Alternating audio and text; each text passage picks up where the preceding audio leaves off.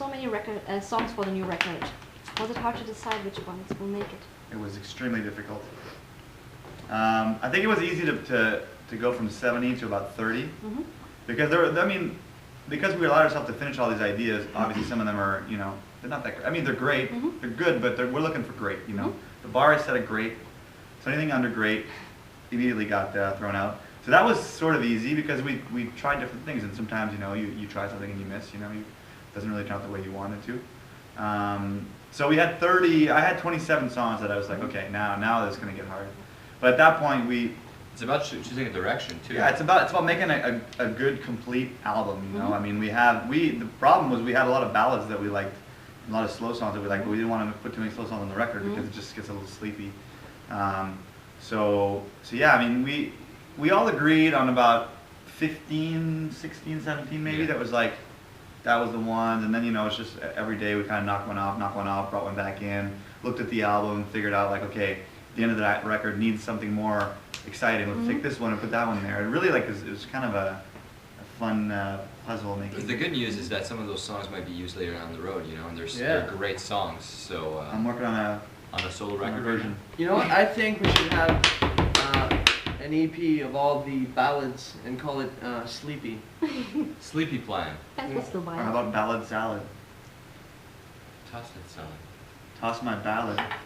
So if you had so many songs to decide from the 15, let's say, why are only 11 on the record? Why not make 15? Because we're cheap like that.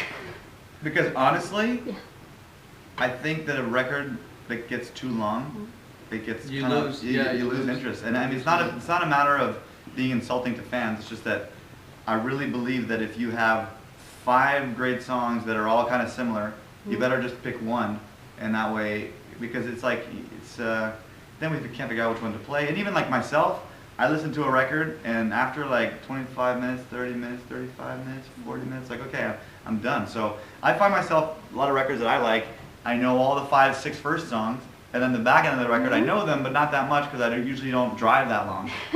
True. Yeah. So, well, we had another ballad on the record, and we were like, okay, let's add another rock song to make sure that it's fast enough. And then the question was, do we keep 2 ballads, or do we, take one out? And we decided to take it out because, truthfully, the overall picture of the record, it was just better without that song, So we wanted to make sure that it was really energetic, and although that song was really good, we just wanted to keep, a high level of energy throughout the record. But I think what Jeff says too is that those songs still exist, and they will obviously. Maybe we'll hear them one day. I mean, I'm sure, one way or another, whether it's 10 years from now, all the unheard demos. That'd be nice. Yeah, so I mean, those songs will always exist, and a lot of them are great. So for sure, they're going to come to life somehow. Good. Okay, so let's talk about Jet Lag. Why did you choose that song as the first single? Because it's a smash. That's true.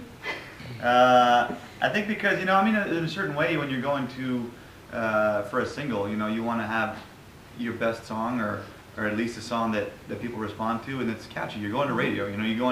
You're competing against Lady Gaga and stuff like that. So you got to pick a song that I think sounds like something that people would like to hear on the radio. And to me, Jet Lag, I listen to it and I'm like, that's a radio hit, And although it's not just a radio hit it's not like I don't like it. I think it's amazing. And when we finished it, I loved it, and I think Natasha did a great job singing her parts. It's also, as a band, you got to be excited about the first song that you release, obviously, and it could be your only chance, to get the record heard. So obviously, you pick your best horse, and that was a song that we all felt good about, and that performance, the duet idea was really refreshing and really kind of cool for us too. So we wanted people to hear it. Why did you decide that Jet Lag has 2 versions? Why that song?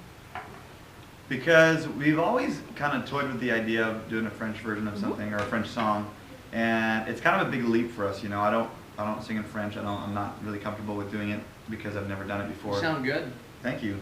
But it was something that was a little bit scary for us as a band to do, and the idea of bringing in a French singer that would sing all the French parts, and then I could sing a few here and there, was kind of easier to break the ice.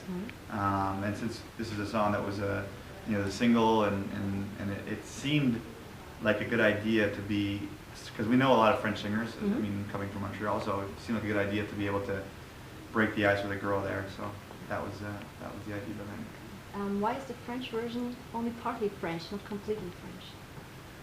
Because I think that for the benefit of the song, if you do it completely different, you lose a little bit of the universal aspect of it, and then at the same time, Jet lag in French. Yeah.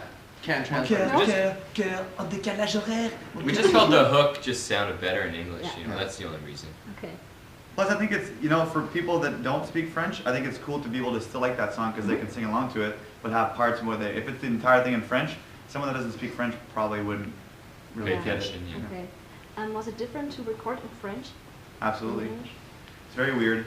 It's it was difficult because I just never done it before, and I didn't know what I wanted to sound like. You know, we come from a part of Canada where sometimes when we speak amongst each other, we sound a little bit, our accent's quite strong, Okay.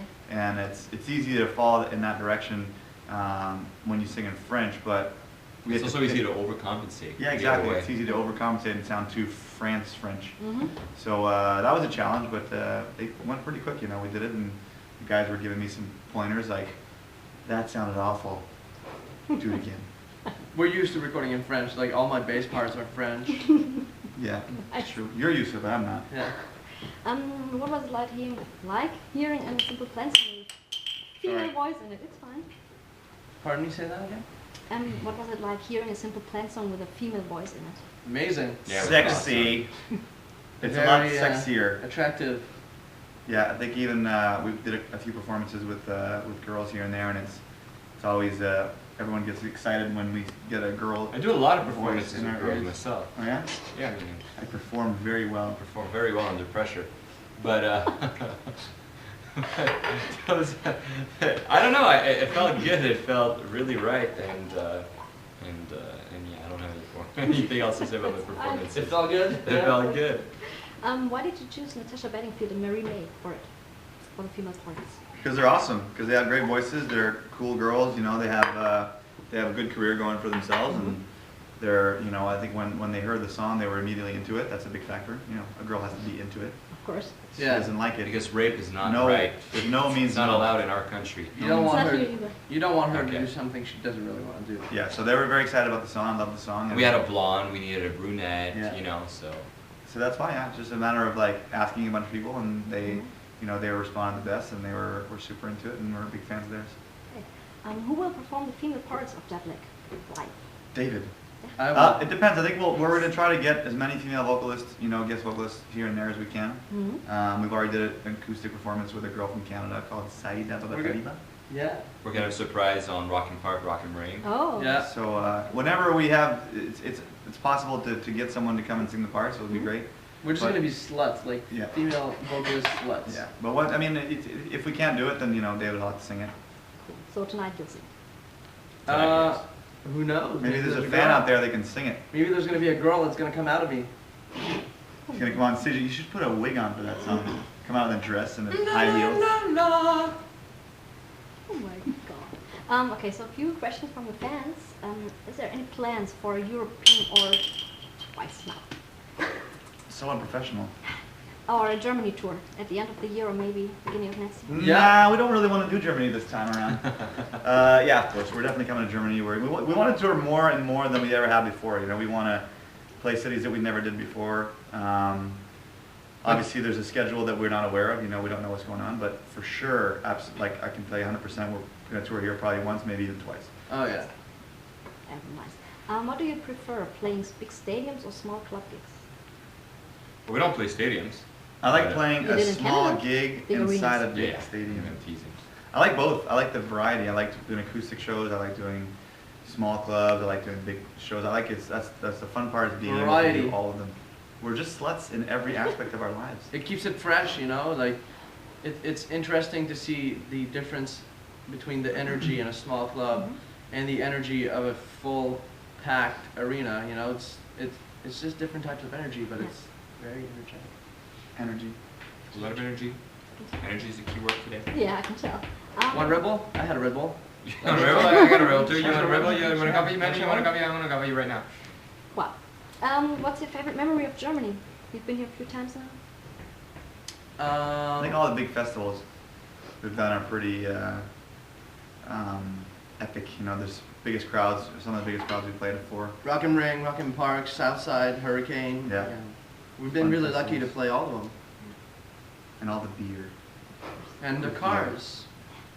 We all drive German cars. Yeah, it's except for David. Except for me.